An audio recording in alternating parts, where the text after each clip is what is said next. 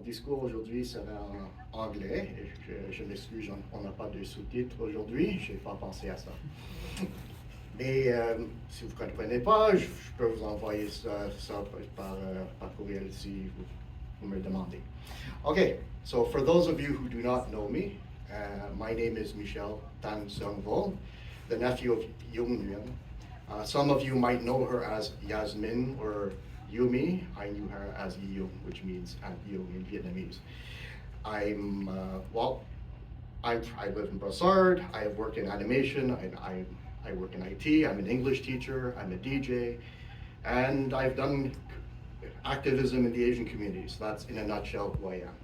And it pains me today to have to deliver such a speech about my late auntie, but at the same time, it gives me a chance to express how happy I am that she was part of my life, and I'll tell you about the relationship that I had with her, my relation with my aunt.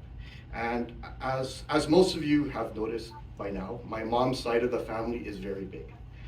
Just imagine my grandparents had 14 kids, who also have kids, and most of their kids have kids.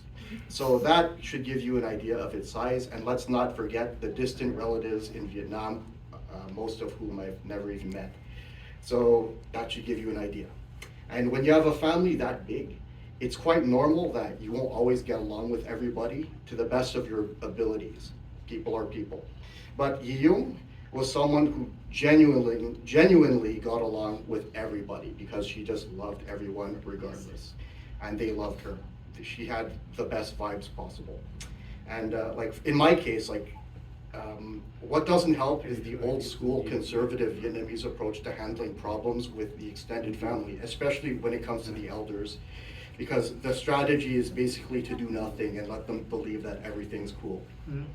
However, I've always believed that if you even pretend to tolerate wrongdoing, then it will be repeated and nobody will ever learn from this, and this doesn't help anybody.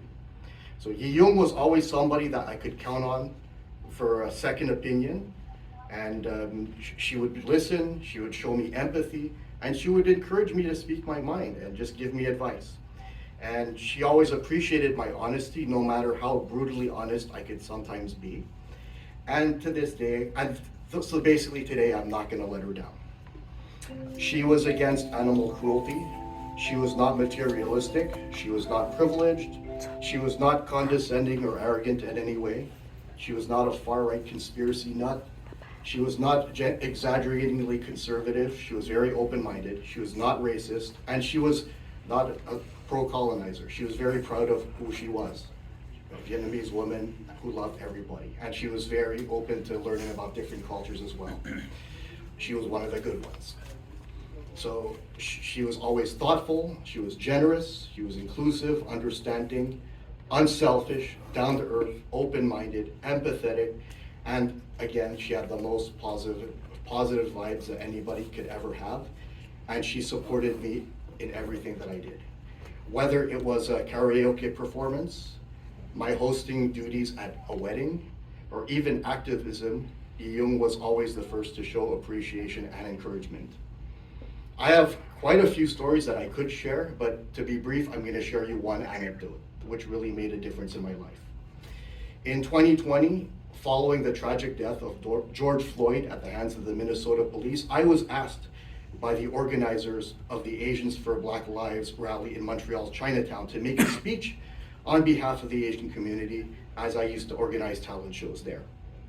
Now, I admit I was reluctant to do that because of out of COVID-19 safety concerns, but I decided to do it anyway as it was the right thing to do.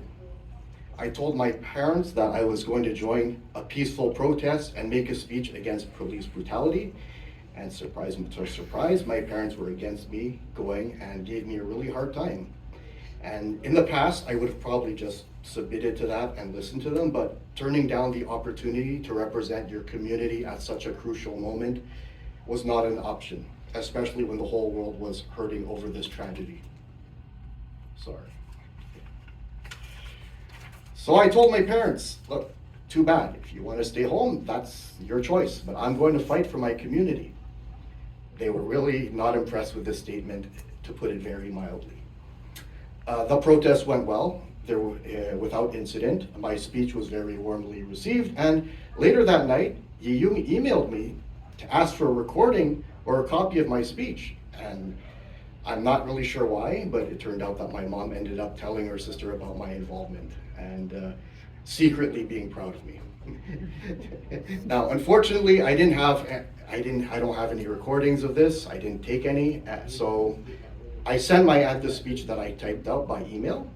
And not only was she moved by it, but she also noticed that I was a guy who was forward-thinking, compassionate, and capable of seeing the bigger picture, and somebody who was willing to give his voice to the voiceless. And racism to this day is a very mum topic for Asian families to discuss in public. So seeing that she had a nephew who would open his mouth and call it out made her immensely proud.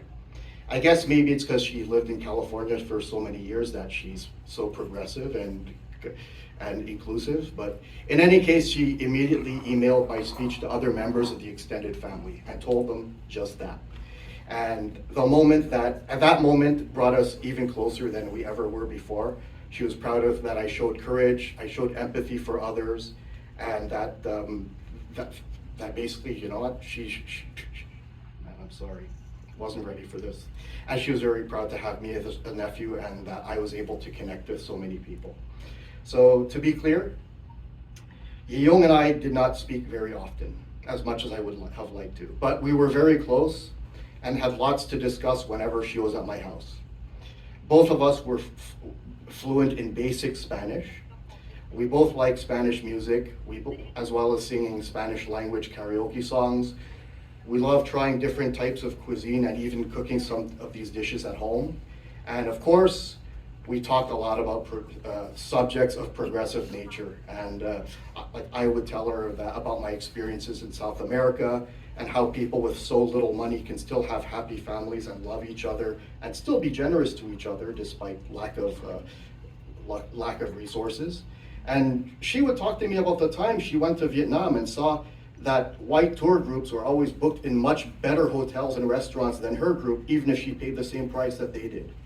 So I finally had someone that I could open up to about these injustices and who understood that change is needed, as opposed to others who believe that, you know, the best revenge against racists is to succeed in life and live well, which does not work, I'm sorry. I'm almost there, guys. Even as she was leaving us, she told me not to feel sad and to continue living my life well. She wholeheartedly supported me in buying a house in Colombia, which I did, and was tentatively planning to visit me there and in my newly acquired beautiful house, and we were waiting to welcome her anxiously. It's hard not to be sad, knowing that she'll never be there to visit me in my house and join me in chatting with the local Colombians who would have loved her too. And so, she, as I mentioned, she loved learning about different cultures and trying their food. That place would have really made her happy, much happier than imaginable.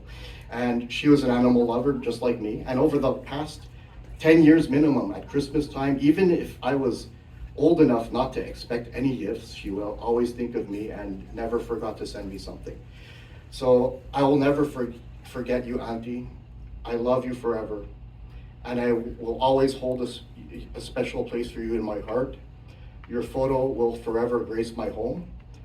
And I will make sure that if I ever have kids, that I will tell them about you and raise them to be as open-minded, friendly, sincere, empathetic, and generous as you. And I will always teach them what you said about life. You only live it once, so be happy and live it well. Thank you very much.